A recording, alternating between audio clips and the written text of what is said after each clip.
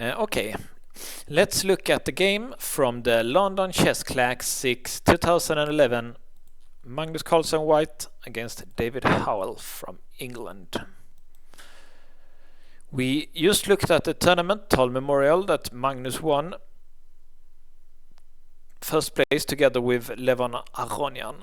Now it's time for the London Chess Classics. As we can see here, Vladimir Kramnik won the tournament with +4. Hikaru and Magnus got second place with +3. And then Luke McShane also did a great tournament here and they got 4th place. McShane is quite a bit lower rated than, for example, Anand, who is the world champion, and Aronian, who is also a quality player. So it's a great success for McShane to finish before Anand and Aronian. McShane also managed to become the best English player. As you can see, Shot Howell and Adams had bad tournaments here. So I'm gonna look to 3 games from this tournament, and I'm going to look here, Magnus against David Howell. David Howell is same age as Magnus, but he was always in the shadow of Magnus and Nepomniachtchi and the best players of his year. But he's a fine player. He's also being loved as a chess commentator. So here Howell is playing the Berlin defense, and Magnus, because he's much higher rated, let's see if we have the ratings here. We don't have it, but I think Magnus is 2800, of course, and Howell is maybe 2650 or something like that. So that's where Magnus playing 3d3 because he wants a game against a lower rated player.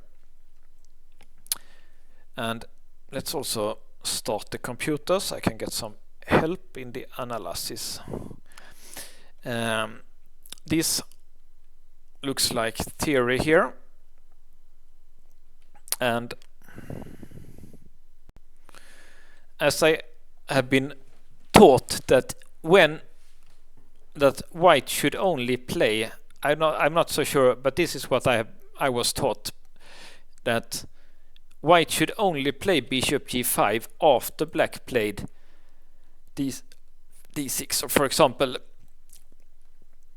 and he can't do it now because, so for example here, now you can do this move because this pin is kinda annoying here. For example, yeah, sometimes you might even take and it becomes this kind of shenanigans. It's sometimes quite uncomfortable for black. Also this is not, sometimes becomes uncomfortable for black also. But when, as in the game, when white plays this too early, then here the key is that black can do like this, and he can just trade the bishop. I know just some random move here, and yeah, he can already start to try to trade the bishop, maybe something like this or like this maybe. And already here, in my opinion, it's the position is like fine for black here. But what do I know? Like, and also the computers are so good now, so these general ideas like wait with bishop g5 until d6, it's a guideline for club players like myself. It's just not gospel for these guys. So Magnus plays it straight away. And interestingly, Howell puts the bishop on f8, and I think that's fine. You can still play g5 without getting worried of white going to sack, because this bishop will just defend. So there is some chances here for this bishop being out of play here. So here black gives up the center, which is a bit weird, and white, I guess it's also quite weird that white plays like this. I thought maybe it would be make more sense to play like this, but the problem is that he's winning a pawn, so that's why Howell is taking. So maybe d4 is a little bit premature. Maybe rook e1 was correct here, because now after d4, like of course he could have done something like this or this or whatever, but he has the chance to open the position, because this doesn't really work, because as we saw he can win a pawn here. So Magnus takes here, and this is to take like this. It's a little bit like my move order failed. He should definitely have done rook e1 before d4 as I see it. So now we get this kind of a position instead. So I guess, yeah, it's fine for black, but black is also quite solid here.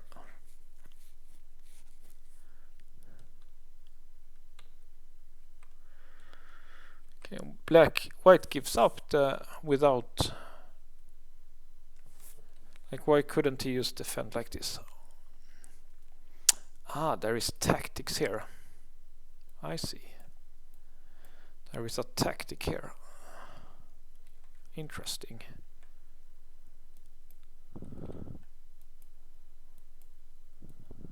And now there is a tactic here. What?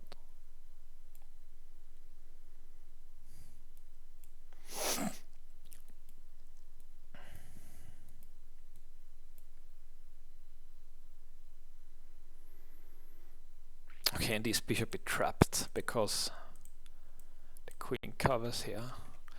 Interesting, so there was tactics here. So I guess that's why you don't want to give up the bishop here like this, of course, but I guess Magnus must have seen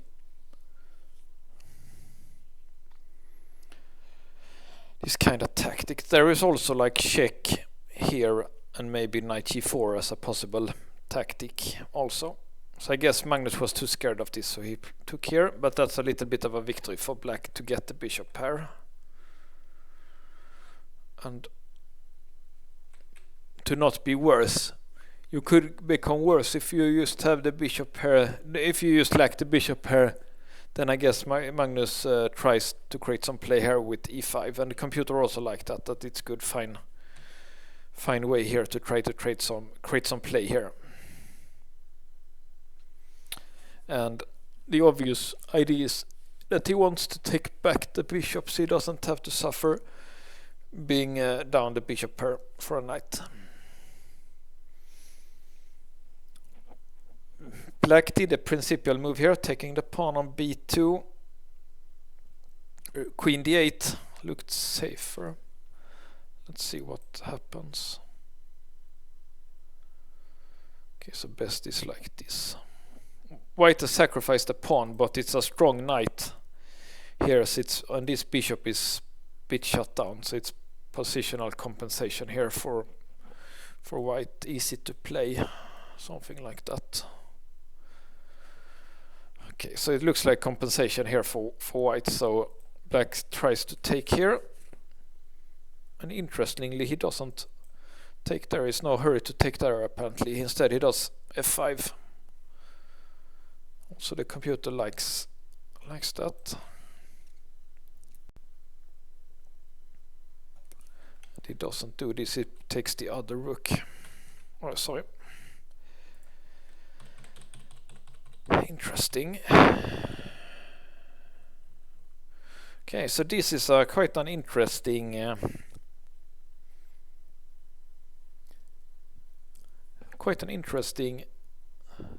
setup here. I haven't seen that, but it seems like that is worth it's worth 2 pawns actually. This kind of a setup, strong blockade knight here, is worth 2 pawns. That's new for me, but Magnus is a master at positional evaluation, so he understands that he has full compensation here. That's impressive. I don't think Howell really understand what happened.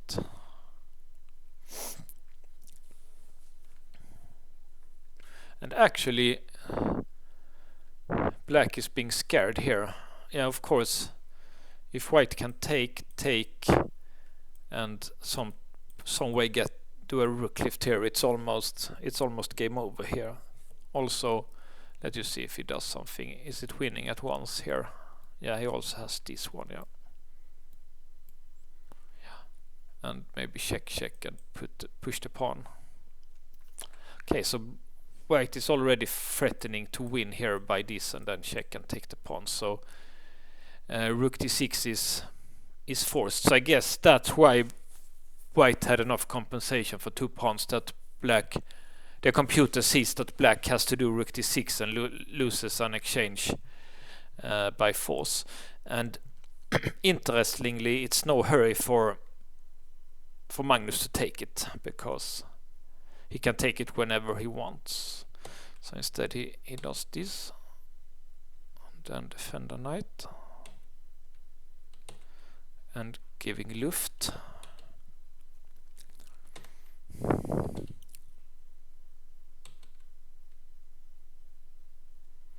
Some other moves are maybe possible here also, but it's good practice to improve your king before you start the final attack. It's good technique to play h3 and king h2 if you don't know exactly what to do. David's moves, queen a4 and stuff like that, looks a little bit more dubious. Queen is fine on c2. Queen a4 looks wrong. Maybe he couldn't find something better in the computer. It's just hard for the computer also to find something better.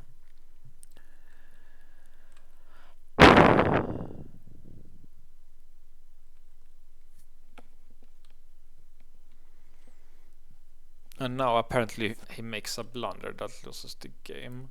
If going back here,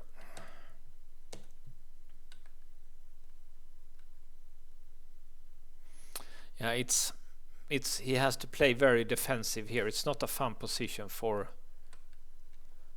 David at all. But something like this, and he could have kept the balance, but it was just hard defensive struggle here. So let's think, why does this one lose? Apparently because take this.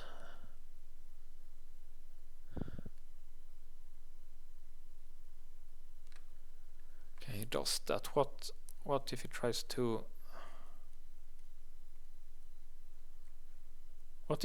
defend h6 with this? Okay, so the point is that he can do a rook lift now.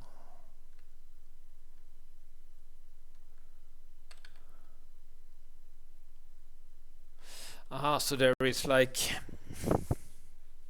if this bishop was not here, white would threaten checkmate like this.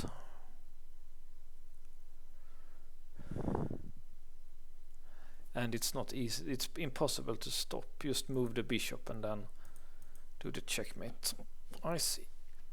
So there is, doesn't work to play like that. So he tries this one instead.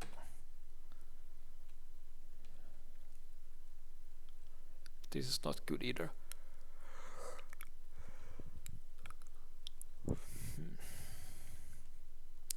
Okay, a nice move here.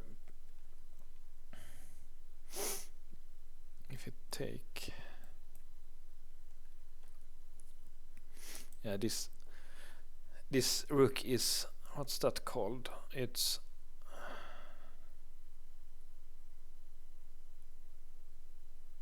I forgot the English word, sorry. This, but there is a word where you can't protect the rook. Like he can't move and protect the rook. Forgot what that tactic is called in English. Overextended maybe is the word. So he tries to do this one instead. Take, but it's not good. Yeah, it's still being pinned here.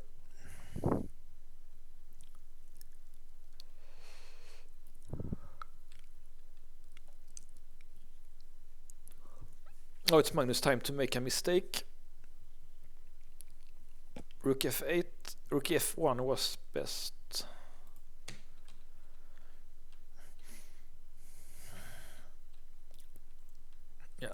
white is an exchange and a few pawns, and he has like 2 passers up, so that's just technically a winning position for white. Instead he did this, and now black gets some counterplay here. That's strange that he resigned here. He might have lost on time. I think David Howells is well known for being like a time trouble addict, I think. So he's often in time troubles and stuff like that. So he might have lost on time here, because here he could definitely fight on. It's of course white is better, but still he shouldn't resign this one. So he must have lost on time here. So that's unfortunate. Then we couldn't see why, like how Magnus would have done this one. Maybe he thought there is some tactic, but you can see the computer, there is no winning tactic, but maybe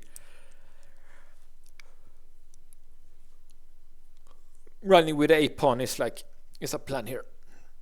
Okay, we have 2 more games here in this tournament, and then it's time for me to go to bed, I think. So see you then.